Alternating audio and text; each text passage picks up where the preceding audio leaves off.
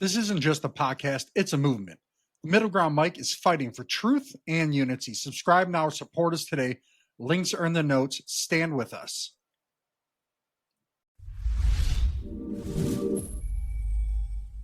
Former Campbell security analyst Robert Garza says he recorded an hour-plus rant from former Campbell's vice president Martin Bailey, allegedly ripping on poor customers, making racist comments about his Indian coworkers, bragging about coming to work high, and calling Campbell's products highly processed food for poor people, and that's being taking the crazy stuff out of it. Garza says when he reported it to his supervisor, he was fired 20 days later and is now suing for wrongful termination in a racially hostile environment, and he's got it on recordings.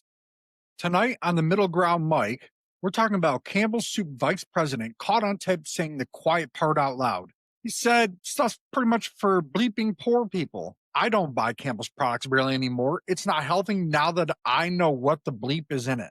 If the people selling you the food won't eat it, why would you? Quick, before we jump in here, we are now on Rumble. Go on Rumble, find us, follow us, help us boost it up. Rumble is very content creator friendly. All right, let's dive into it a little bit, right? If you're a conservative, tired of the elites sneering at the Americans, or a moderate Democrat, anybody, right? Are you guys fed up with these corporations cashing out on your family's health? I'm trying to get healthier, and I'm looking at these things now, and it's really actually helped me. This is one for you. This is your families. This is not left versus right. This is them versus everyone who has to eat this stuff to stay on a budget and have an affordable life.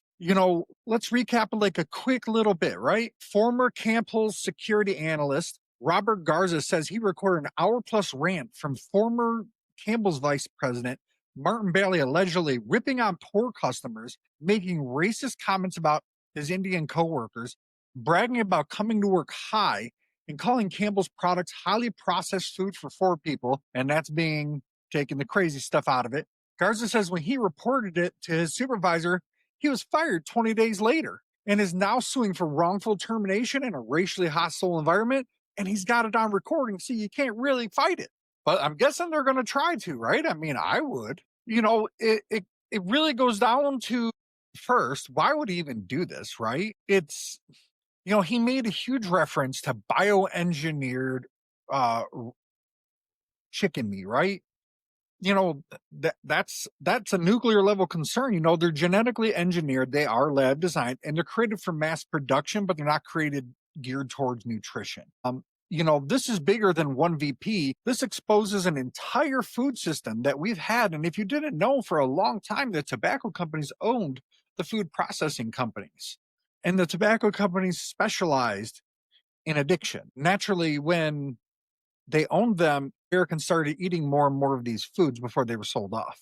Coincidence? I think not.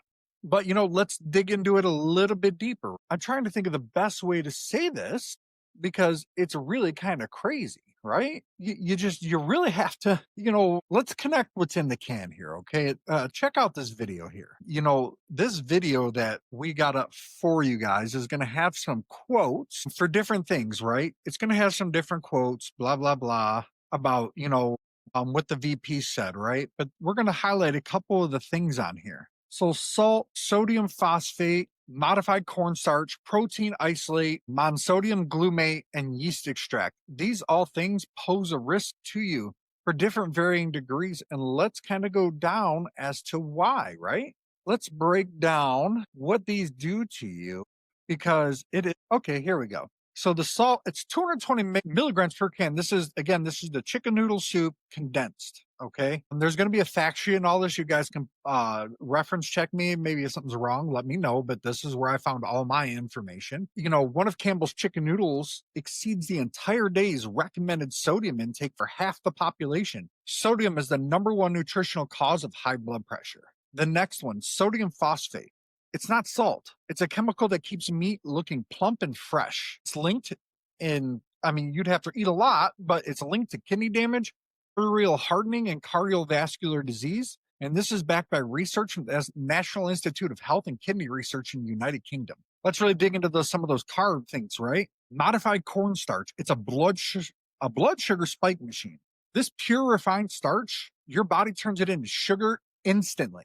It's cheaper, and they use it to bulk it up. So this is how they're turning those record profits. Let's go to the next one. Soy protein isolate extracted with chemical solvents. This is not food. This is lab extracted protein, usually made with hexane solvents. Why is it in soup? Because it boosts the protein number cheaply. So they can advertise to you, this has X amount of protein in it. MSG plus yeast extract. It's for flavor chemistry, not chicken soup. These ingredients trick your brain into thinking something tastes better than it is. It's flavor engineering. It's a flavor engineering trick to cover up low quality ingredients. Sugar in a savory soup, it's in almost everything. It sweetens the broth and makes it more addictive because we all like sugar, right? Them sugary drinks, and it keeps you coming back, just like any ultra processed food or drink that has got those things in it that triggers your brain to go yummy, right? Like, how does this become a heart attack formula? The sodium and starch is a hypertension trap. It's a deadly combination for tens of millions of Americans with high blood pressure. The hidden sugar and refined grains equal a metabolic crash. And this is how America has become pre-diabetic. Additives equal inflammation. This chemical phosphates and flavor enhances spike inflammation markers in your body. The chronic disease risk, right? So let's look at that. Citing the BMJ and a Lancet, right? The UPFs equal higher obesity, diabetes, hypertension, and mortality. These things are known, but what they'll say is, oh, you have to consume it in crazy numbers. Well, what I think some of them forget is they're recommended what you should eat and what people can afford are two different things. Sometimes this is the only thing that people have a choice to eat because of the budget. Yeah, you can recommend whatever you want, but the system doesn't work this way. And they market this to poor families. It's not an accident. It's a strategy. I mean, their VP said it. This stuff's for bleeping poor people. Share this with someone who thinks that Campbell's is still healthy. Let's really dig into that bioengineered chicken meat that he was talking about, right? Bioengineered equals genetically altered. This isn't farm chicken. This is DNA modified meat designed for mass production. The companies don't have to fully disclose which genes to you, the public. FDA allows minimum detail, and that has been there for a long time. Execs in these companies, Campbell's, they know exactly how this is processed. Hence, the VP saying the things that he said and refusal to eat his own product. Cross reactivity and allergen research still seems to be incomplete. Bioengineered proteins may trigger unexpected immune reactions, but the evidence isn't concrete yet. There's been rumors, there's been some things linked to it, but they have not had a concrete study one way or the other. And the long-term effects of this stuff is unknown. There's no decade-long human study. Would you eat bioengineered chicken meat if the VP who's selling it to you won't eat it? Comment below. These things are they're critical. They're in our drinks. They're in snacks. They're in foods that are marketed to us as healthy. And this is the first time they've caught a big executive at one of the major American food companies saying exactly what it really is. He called it for exactly what it really is, and that's crazy because this is something RFK has been pushing, but I know a lot of people don't like RFK. Fair arguments, some spots, but this is the type of thing he talks about, right? And everybody goes, paranoia, blah, blah, blah. He's throwing it out there. Well, hey, guess what? RFK said exactly what this CEO said, or not CEO, but VP said at Campbell's. Everybody was calling RFK paranoid. Now that we got a VP on tape saying that he wouldn't even eat these things, he wouldn't feed to his family. So it's not paranoid because the company that makes some of these products admitted it. Let's go on to some of the FDA label loopholes. How can they get away with this with the American public without us knowing? The word or the phrase on a label, natural flavor, is a legal cover for chemical mixtures. It can contain up to 100 plus compounds mixed. Whoa, how is that natural? Less than 2% can hide dozens of chemicals. It's a loophole. Bioengineered ingredients, disclosure means anything. It can hide multiple modified components in those bioengineered products. These companies, like I said earlier, they use these to reduce costs, but not to your benefit. This is not to your benefit, and it makes you consume more than you have to. So they sell more. They can sell you a healthier product that you need to consume less of, and you'd be better off. The chemicals, they keep you hooked. Like I said, the tobacco companies, their parents owned a lot of these food processing companies and these food companies for a while, like 20, 30 years ago, whatever it was. They owned them for a while. And then the food started becoming addictive, more so than it was ever before that. Follow now because we cover what the mainstream seems to never touch. And I'm not knocking the news agencies are broke. Thank God that you did. But I'm talking, this is just in general. Some of these things we don't go after. We generalize it too much. Why poor families are targeted with this, right? Why did he have to say something about poor people, right? That means when they're talking about these things, that's what's in their VP's heads at this company. They're not designing it for good for you, da da da. They're designing to sell it to a specific base. That means they're designing what they call poor, right? A lot of poor people are on SNAP benefits. So they're designing products to sell to poor people that they know have SNAP benefits that will probably buy it and get the money from the government. Because I'm guessing that when they really think about it, the American public that's not on that probably isn't buying enough of it to keep them where they're at. Why else would you make it that way? Why else would you say it like that? Cheap calories, expensive diseases. This is how corporate food with companies who don't take the right approaches, and there's a lot of companies out there who do, and a lot of companies, to be fair, are making the right choices now. But this is how corporate food preys on poverty. This is why when they talk about poor people are more obese, right? I've learned, like, I didn't believe anything. I'm overweight. I'm working to get out of it, right? I didn't even realize how addicting these things were until I really started looking into it. I should have looked into it before. I should have been more responsible with my own health. I'm not blaming anybody. Understand, I blame nobody for the way I do things, right? I should have been more, but at the same time, these companies shouldn't be allowed to do this. I'm not suing anybody because obviously completely different, but they lie to you, they get you addicted. People on the low income with the least amount of money are the ones that have the highest rates of obesity. People go, well, it's because they don't have anything to do, or they get the free SNAP benefits slash food stamps. Well, here's the thing. Yeah, they get that, right? But they're buying all this product. They're buying more and more and more and more because it's unhealthy. And when you buy these things, you're addicted. So your body thinks that you need more of it than is there. So you consume more and more and more, right? But if we were trained to eat things a little bit better, like how some of the European countries do it, they don't have to consume as much and they're much healthier. And guess what? They sell a lot of the same products over there. They just don't put all this crap in it. What do you think about that? It's marketing language tricks families into thinking it's healthy. Chicken noodle soup sounds comforting, not engineered. Stores stack these at eye level in low income areas. Retailers do this stuff all the time. When you look at things a certain way, it's targeted for you to see it and for you to grab it. That's how it's done. It's retail psychology. Look it up. You will be astonished about why you buy some of the things you buy. This isn't just an opinion. A lot of the stuff is out there, people. And some of it's going to be in the fact sheet. Don't forget to download a fact sheet. Don't forget to check out the blog on this. And again, check us out on Rumble. Rumble, Rumble, Rumble. It's way better for content. But feel free to keep following us on YouTube. We're going to keep uploading everything to YouTube as well. And check out all our social medias. But food desserts force reliance on packaged goods. That means we don't have any fresh options that we should have. These deserts for food where, again, like in a lot of poor areas that don't, like inner cities that don't have the grocery stores, people are forced to rely on this. We're putting our own people in these predicaments. And the Campbell's VP that got fired, he knows exactly who buys it. And he said it out loud. It's for poor people. Their VP called their food for poor people. Share this if you're tired of both parties ignoring food inequality, right? They're going to go give more SNAP benefits, da da da. Yeah, they're RFK's terrible person for getting rid of all these things. Well, do some research, man. And I'm not being a conspiracy theorist because now we've got somebody that said it on tape.